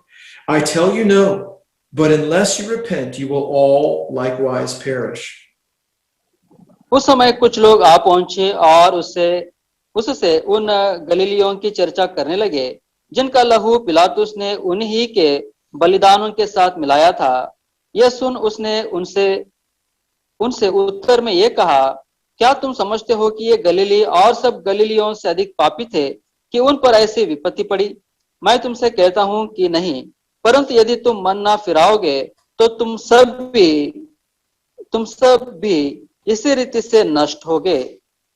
या क्या तुम समझते हो कि वे 18 जन जिन पर Shiloh का गुम्मट गिरा और वे दबकर मर गए, यरूशलेम के और सब रहने वालों से अधिक अपराधी थे? मैं तुमसे कहता हूं कि नहीं, परंतु यदि तुम मन ना फिराओगे तो तुम सब भी इसी रीति से नष्ट होगे। A group of people came to the Lord Jesus Christ to tell him of a terrible, terrible tragedy. और यहाँ पर कुछ लोग हैं जो प्रभु यीशु मसीह के पास आकर एक बहुत ही जो घटना वहां पर घटी है उसके विषय में वो बता रहे हैं। Luke doesn't tell us all the details of what happened in this tragedy, but we can get the idea. यहाँ पर लूका जो है इस संदर्भ में, इस घटना में क्या कुछ हुआ है वो विस्तार से नहीं बताता है, लेकिन इसको पढ़ने से हम कुछ अंदाजा यहाँ पर लगा सकते हैं। It appears there were a group of worshippers that had come from the north in Galilee down to the temple to offer sacrifices to God. और यहाँ पर कुछ लोग हैं जो उत्तर से जो गलील का प्रदेश है वहां से कुछ लोग यरूशलेम में यहाँ पर भेंट चढ़ाने के लिए वो लोग आए हैं। Likely this was during the Passover, during the time when sacrifices were being made and offered to the Lord. और हो सकता है कि ये फसह का वो समय होगा जब लोग परमेश्वर को बलिदानों को लोग चढ़ाते थे। Apparently what happened is, as these people from Galilee were making their sacrifices to the Lord, Pilate ordered all of his troops to come attack them. और ये लोग जब परमेश्वर को बलिदान चढ़ा रहे थे तो यहाँ पर पिलातुस ने अपने सिपाहियों को आज्ञा दिया कि जाकर ये सब लोगों के ऊपर वो आक्रमण करे। We don't know why Pilate ordered for them to be attacked. Perhaps he thought that they were guilty of some great crime. और हमें पता नहीं है कि क्यों पिलातुस ने आज्ञा दिया। हो सकता है कि वो लोगों ने कुछ बातों के विषय में वो लोग दोषी पाए गए होंगे। But the picture here is terrible. As they were removing the blood from animals, they were killed and their own blood began to flow along with the animals' blood right there at the temple. और जब ये लोग जानवरों को बलि चढ़ाकर उनका लहू बहा रहे थे उसी समय इनको भी मारा गया और इनका भी जो लहू है उस लहू के साथ मिलकर वहां पर बह गया है। Jesus' answer is very important and I want you to see it together with me. और यहाँ पर प्रभु यीशु मसीह का जो उत्तर है वो बहुत ही महत्वपूर्ण है। मैं चाहता हूं कि आप इस बात के ऊपर ध्यान दें। Jesus knew what they were really thinking about this tragedy. और प्रभु यीशु मसीह जानता था कि इस घटना के विषय में ये लोग अपने मनों में क्या विचार कर रहे हैं। In those days, it was understood that if you were guilty of something that has been hidden from God, or at least hidden from man, that God would bring judgment upon you. और उन दिनों में लोगों के अंदर ऐसा विचार था, यदि कोई मनुष्य पाप करता है और कोई भी उसे नहीं जानता है, लेकिन परमेश्वर किसी ना किसी रीति से उसके ऊपर दंड को वो लेकर आएगा। And so if you were sick with a disease or some terrible tragedy happened to you, they believed that was because you were hiding sin.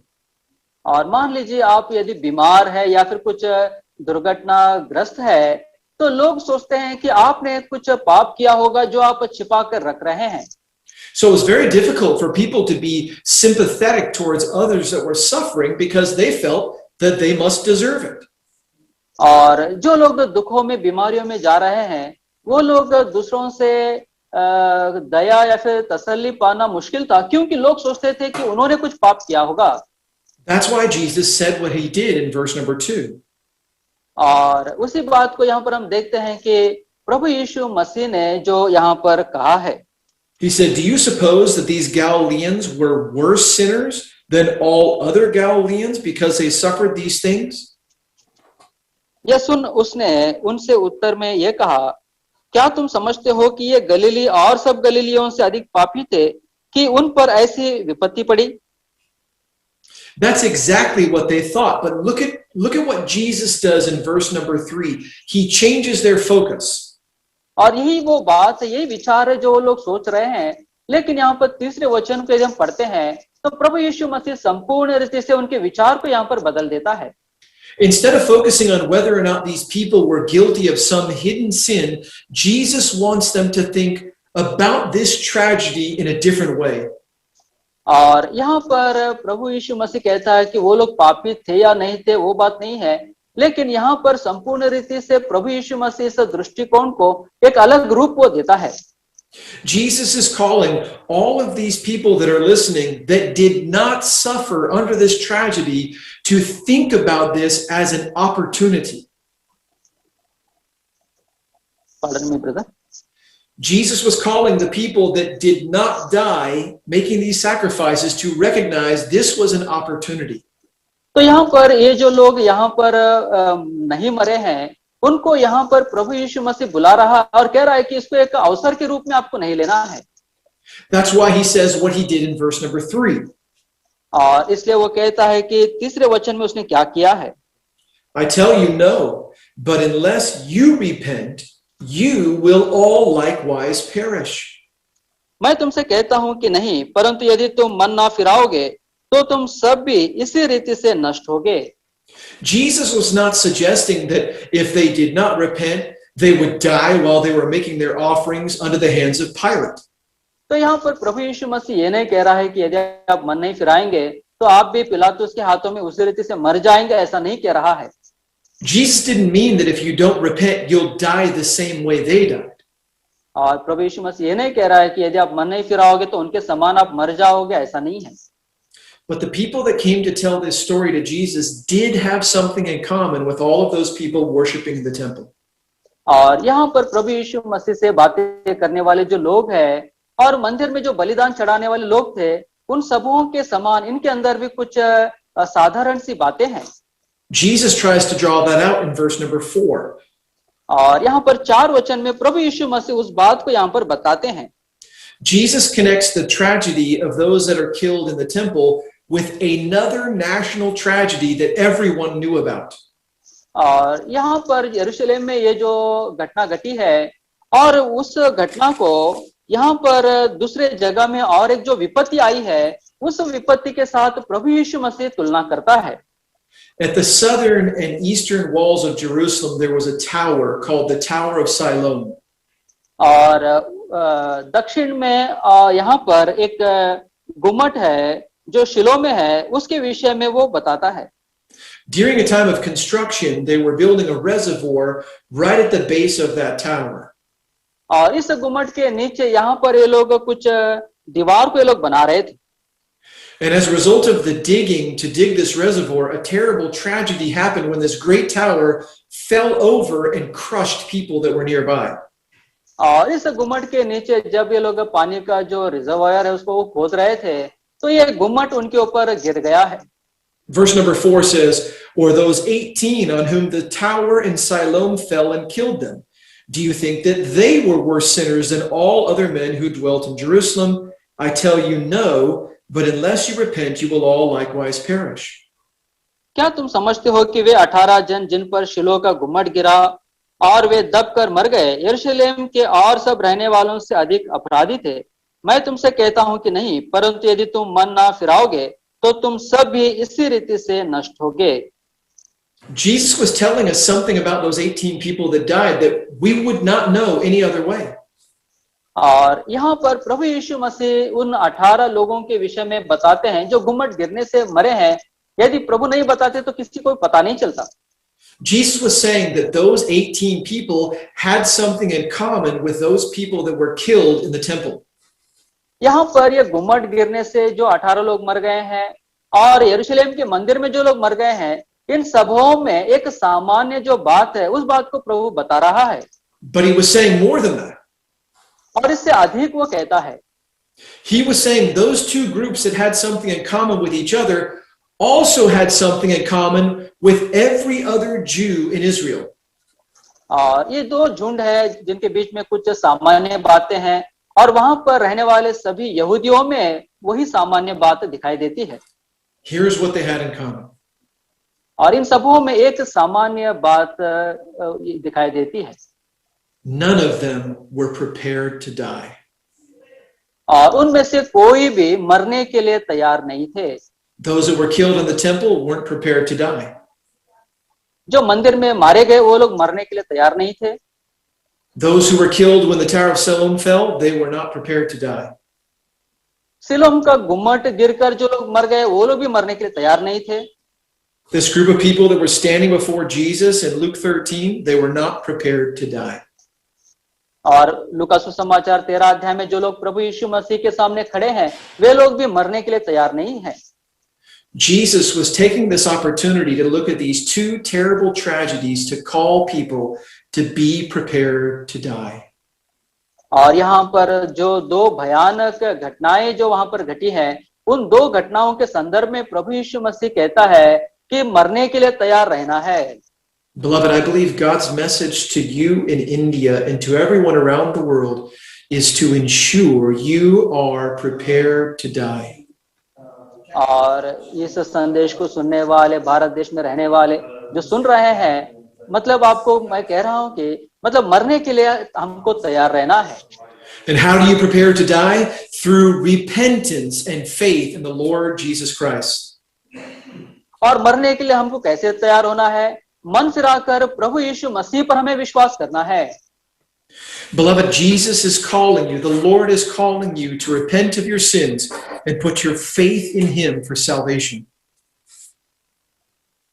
प्रभु यीशु मसीह चाहता है आप अपने पापों के विषय में मन फिराकर उद्धार के लिए प्रभु यीशु मसीह पर आपको विश्वास करना है। These people that came to Jesus were concerned about the wrong thing. और यहाँ पर प्रभु यीशु मसीह के पास जो लोग आए थे वो लोग किसी दूसरे बात के विषय में वो लोग सोच रहे थे। And Jesus redirected them to focus on the right thing. आप प्रभु यीशु मसीह उनके दृष्टि को फिराकर सही बातों के ऊपर ध्यान देने के लिए प्रभु ने उनको सिखाया है। Beloved, the COVID-19 tragedy all over the world has revealed that people everywhere are afraid of the wrong thing. और ये जो कोविड बीमारी है ये पूरे दुनिया में जो फैला हुआ है, मतलब ये हमको बता रहा है कि लोग कुछ गलत विषयों के विषय में वो लोग सोचते हैं। The COVID-19 tragedy has proven that people are afraid to die. और कोविड-19 ये जो बीमारी है ये बता रहा है लोग मरने के लिए डर रहे हैं। But according to the scriptures, they should be afraid to die unprepared.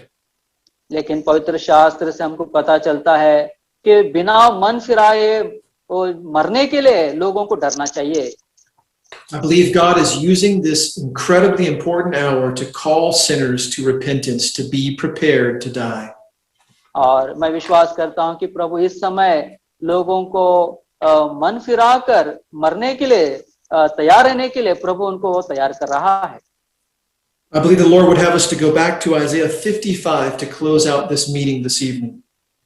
मैं सोचता हूं कि प्रभु हमको फिर से यशायाह 55 अध्याय की ओर हमको ले जाना चाहता है और इस रीति से हम अपने इस सभा को हम अंत करेंगे। I believe the Lord would have us to end with Isaiah 55 verses 6 through 7. यशायाह की किताब उसका 55 अध्याय और उसका 6 और 7 वचन। And beloved, as we consider all of these terrible things around this world, don't forget that God is a compassionate God. प्रियो, हमारे तरफ चारों तरफ जो परिस्थितियां हैं, इन परिस्थितियों को देखकर आप इस बात को ना भूले कि हमारा जो परमेश्वर है वो तरस खाने वाला परमेश्वर है। He loves you and he cares for you and he is near to the brokenhearted. और वो आपसे प्रेम करता है और आपकी वो चिंता करता है और टूटे और पिसे हुए मन के नजदीक वो रहता है। But beloved, our greatest need in the midst of this terrible hour is to repent and believe and to have a relationship restored with the Holy God. प्रियो, इन सभी परिस्थितियों में हमें आवश्यक है कि हम मन फिराकर परमेश्वर के साथ एक सही संबंध को हम स्थापित करें। And friend, you can do that right now by calling out to God by faith with the words that we're about to read in Isaiah 55. और इस काम को आप इसी समय कर सकते हैं जबकि हम इस यशायाह की किताब 55 अध्याय के इन वचनों को जब हम पढ़ रहे हैं। Seek the Lord while he may be found. Call upon him while he is near. Let the wicked forsake his way and the unrighteous man his thoughts. Let him return to the Lord, and he will have mercy on him, and to our God, for he will abundantly pardon. यशायाह 55 अध्याय 6 और 7 वचन, जब तक यहोवा मिल सकता है तब तक उसकी खोज में रहो, जब तक वो निकट है तब तक उसे पुकारो। दुष्ट अपनी चाल चलन और अनर्थकारी अपने सोच विचार छोड़कर यहोवा ही की ओर फिरे, वो उस पर दया करेगा। वो हमारे परमेश्वर की ओर फिरे और वो पूरी रीति से उसको क्षमा करेगा। If you will confess your sins, repent of your sins, and put your faith in Jesus Christ, the Bible promises he will have mercy on you. यदि आप अपने पापों के विषय में मन फिराते हैं, पश्चाताप करते हैं, प्रभु यीशु मसीह पर यदि आप विश्वास रखते हैं, तो परमेश्वर आपको क्षमा करेगा। Please, beloved, turn to Lord Jesus Christ by faith and be prepared for eternity. प्रियो, आप मन फिराकर प्रभु यीशु मसीह पर विश्वास करते हुए आप अनंत काल के लिए आप तैयार हो जाइए। Let's pray tonight. आइए हम प्रार्थना करें। Heavenly Father, I commend all of those that are watching to you. प्रभु जी, जो कोई इस वचन को सुन रहे हैं, देख रहे हैं, उन सबों को प्रभु आपके हाथों में मैं सौंप देता हूँ। May your Holy Spirit work mightily in their hearts, bringing them to a place of conviction. पवित्र आत्मा परमेश्वर उनके मनों में अधिकाई से काम करे और उनको कायल करे। May they call out to you in repentance and faith this evening and experience your glorious mercy. प्रभु जी, वो लोग मन फिराए के अनुभव में आए और आप पर विश्वास करें और आपकी दया को प्रभु वो पा सके। May you save them and flood their hearts with love and joy and peace. प्रभु आप उनको क्षमा करें और उनके मनों को प्रभु जी प्रेम से और आनंद से और शांति से प्रभु आप भर दीजिए। Heavenly Father, we trust you to work in Jesus' name. Amen. पिता, हम विश्वास करते हैं प्रभु यीशु मसीह के द्वारा आप काम करेंगे। प्रभु यीशु मसीह के नाम से मांगते हैं, आमीन।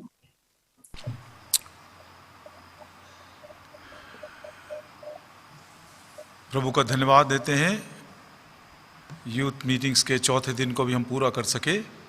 प्रभु की इच्छा हुई तो कल आखिरी दिन है, सुबह 10 बजे बाइबल अध्ययन के लिए हम फिर से एक बार इकट्ठा होंगे। आइए आशीष की प्रार्थना। अब हमारे प्रभु यीशु मसीह का अनुग्रह, परमेश्वर पिता का प्रेम, पवित्र आत्मा की मीठी और गहरी संगति हमारे और सारे विश्वासियों के साथ, और विशेष करके आज यदि कोई प्रभु को अपने हृदय में विश्वास से पश्चाताप के द्वारा अंगीकार किया है, उसके साथ अब से लेकर युगान युग तक होती रहे, आमीन।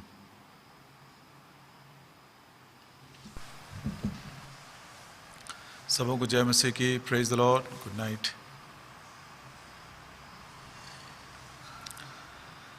Thank you brother mark. Praise the Lord, brother. Praise the Lord, brother. Praise the Lord.